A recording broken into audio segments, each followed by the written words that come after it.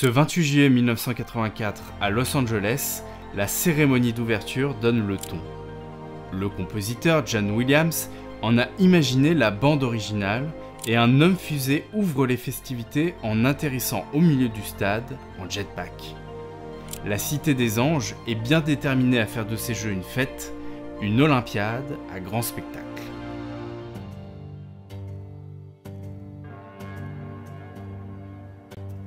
Un souvenir hante le comité d'organisation, celui des Jeux Olympiques de Montréal en 1976, marqué par un important dérapage budgétaire. 8 ans plus tard, pour les Jeux de Los Angeles, l'heure est à la maîtrise des dépenses. Les droits de diffusion explosent et les sponsors deviennent incontournables pour un événement désormais largement médiatisé dans le monde entier grâce à la télévision. Les Jeux de Los Angeles seront les premiers à être intégralement financés sur fonds privés, et ça, c'est un tournant à l'époque. Les organisateurs ont dû faire face à une difficulté de taille. Los Angeles est une ville si étendue que les sites olympiques sont souvent éloignés de plusieurs dizaines de kilomètres les uns des autres. Comment rendre tangible la grande fête olympique dans une ville aussi immense? Pour mettre Los Angeles aux couleurs des Jeux, on a fait appel à 2 spécialistes du design urbain, Paul Préjat et Deborah Sussman.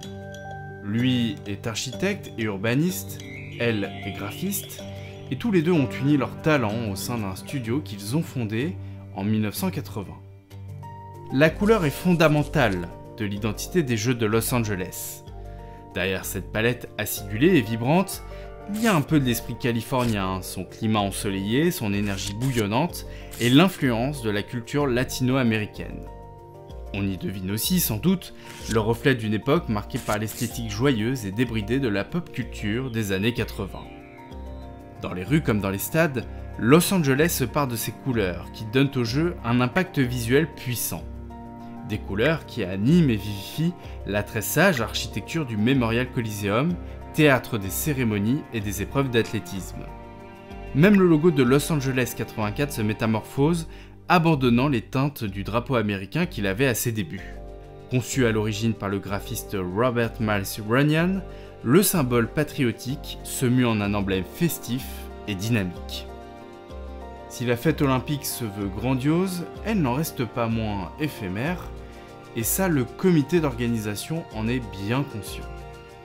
Alors, pour marquer la présence des Jeux dans la ville à peu de frais, Deborah Sussman et Paul Préjat ont une idée: faire monter des structures provisoires, des chapiteaux et des échafaudages aux couleurs du look des Jeux, des installations décorées d'éléments qui évoquent une architecture antique, avec ses colonnes et ses frontons, comme une interprétation pop des origines de l'olympisme.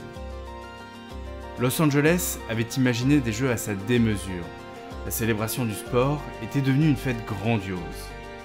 L'image des Jeux eut une importance fondamentale, stratégique même, dans un événement désormais largement médiatisé grâce à la télévision.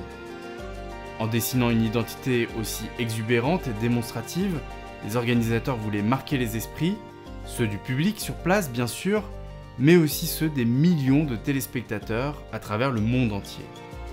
Dans la ville d'Hollywood et du cinéma, le look des Jeux a d'abord été pensé comme un décor, celui d'un sport qui était devenu un spectacle.